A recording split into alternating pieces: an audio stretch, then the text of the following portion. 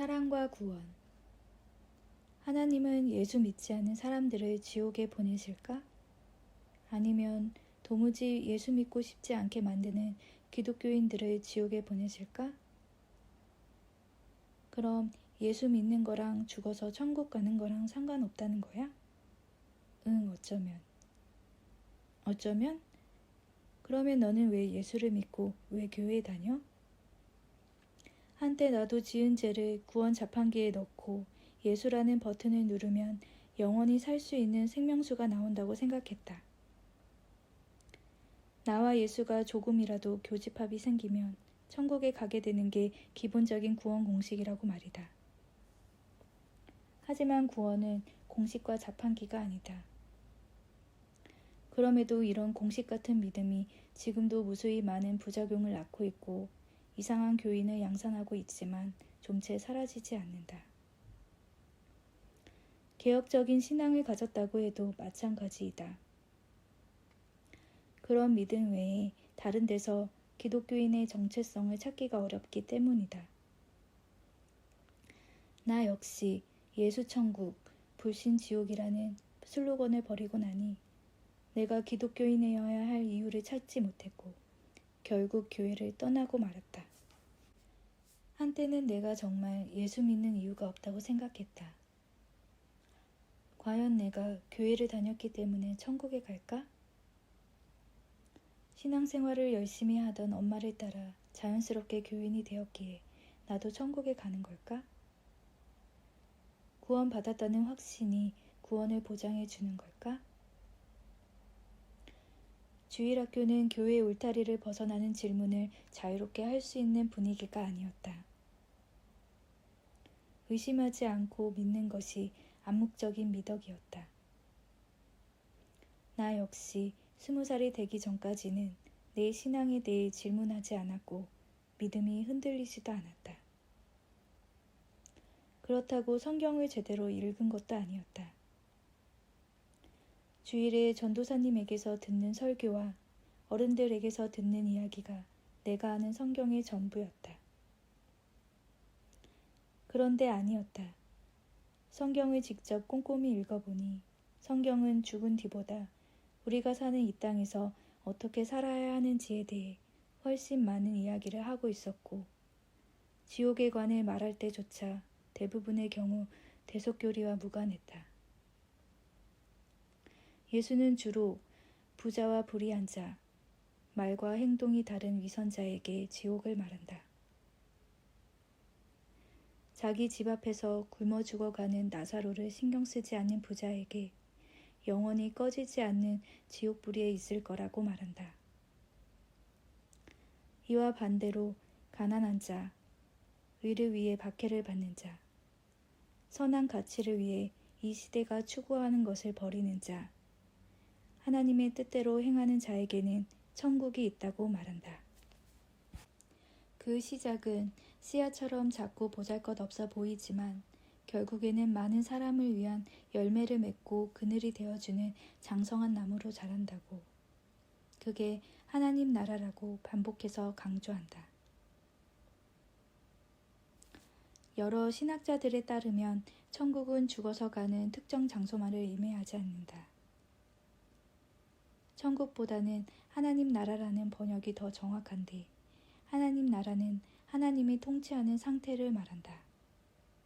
즉, 하나님 나라는 죽어야만 갈 수 있는 곳이 아니라 살아 숨쉬고 있는 지금 알 수 있고 경험할 수 있는 현실인 것이다.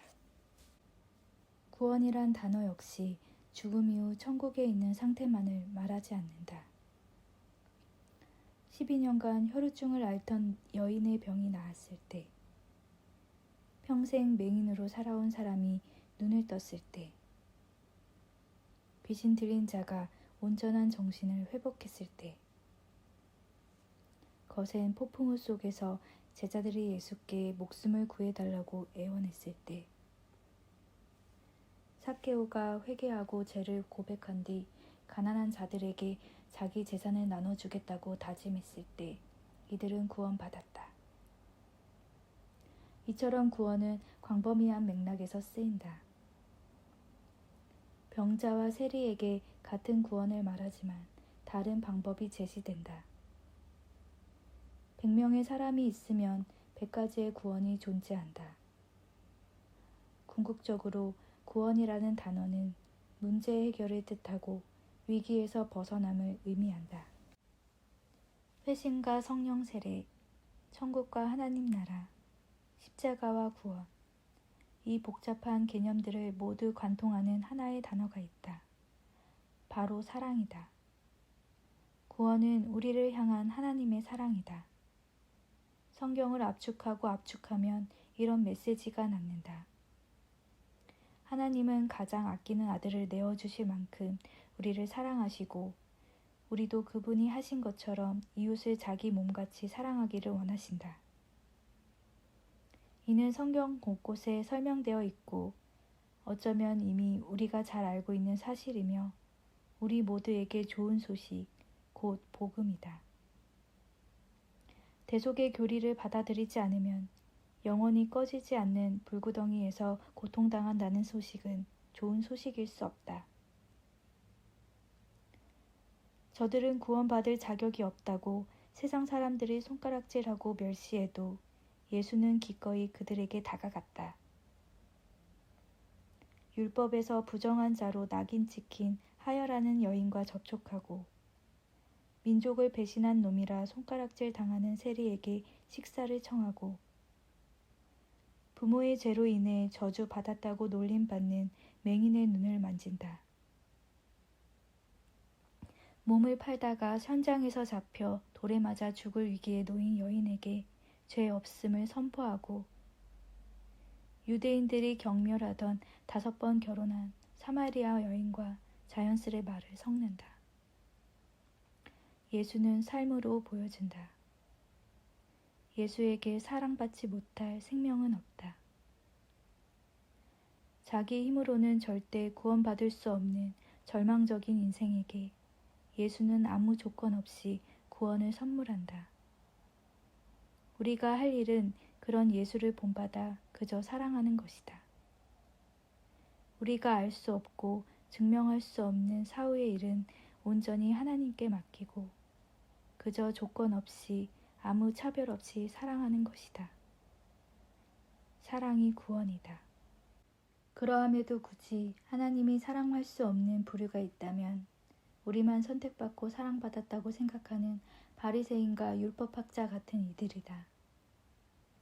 특별한 사람만 구원받을 수 있다는 특정한 반복론과 조건적인 구원론을 버리지 않는 한 아무 조건 없이 아무 차별 없이 사랑하고 구원하는 예수와 하나가 될 수 없기 때문이다. 하나님의 사랑을 깊이 깨달으면 내 이웃도 나와 같이 하나님의 사랑을 받는 존재임을 알게 된다. 그제야 자신의 죄가 보이기 시작한다. 구원을 받기 위한 방편으로서 죄를 고백하는 것이 아니라 이웃을 하나님의 사랑받는 생명으로 대하지 못했던 자신의 죄가 보이기 시작하는 것이다. 극심한 가난 속에 스스로 목숨을 던진 사람들의 뉴스를 볼 때면 내가 부자로 살고 있는 것 같아 죄스럽게 느껴진다. 가난한 나라 사람들의 노동력을 차치해 만들어진 값싼 수입 물품을 마냥 좋다고 사야 할지 주저하게 된다. 다른 사람에게 피해를 주었던 일이 내 몸에 상처를 준 것처럼 아프고 미안하다. 그러한 회개에 이른 사람은 자신이 구원받았다고 확신하며 자랑하기보다는 자신이 언제든 같은 죄를 또 지을 수 있는 자임을 알기에 끊임없이 변화되기를 갈망하고 겸손한 삶을 선택한다. 그리고 자기와 같은 방법을 거치지 않은 사람을 보면서 그가 구원받지 못했다고 함부로 판단하지 않는다. 그저 예수는 먼저 사랑했고 그 사랑이 사람을 변화시킨다. 이 변화의 힘은 강하다. 이 변화는 또 다른 사람에게 영향을 주어 구원에 이르게 한다. 사랑과 구원의 선순환이다. 내가 신앙을 다시 회복할 수 있었던 것도 가족과 이웃의 사랑 덕분이었다.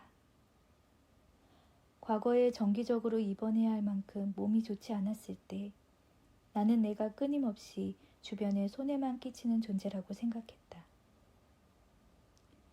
그런데 많은 사람들이 그런 내가 존재만으로도 충분히 사랑받을 자격이 있다고 알려주었다. 그때 비로소 알았다. 사랑받기 때문에 생명이 가치 있음을. 번듯한 역할을 못하더라도, 좋지 않은 상황에 있더라도 하나님의 사랑을 받고 있다면 생명은 충분히 가치 있는 것이다. 이것이 하나님이 내 삶을 통해 알게 해주신 구원과 복음이다. 내가 기독교인이라고 당당히 말할 수 있는 이유도, 평생 전하고 싶은 복음도 바로 이것이다. 우리를 향한 예수의 한없는 사랑, 몸과 마음을 다해 사랑한 예수의 그 사랑이다.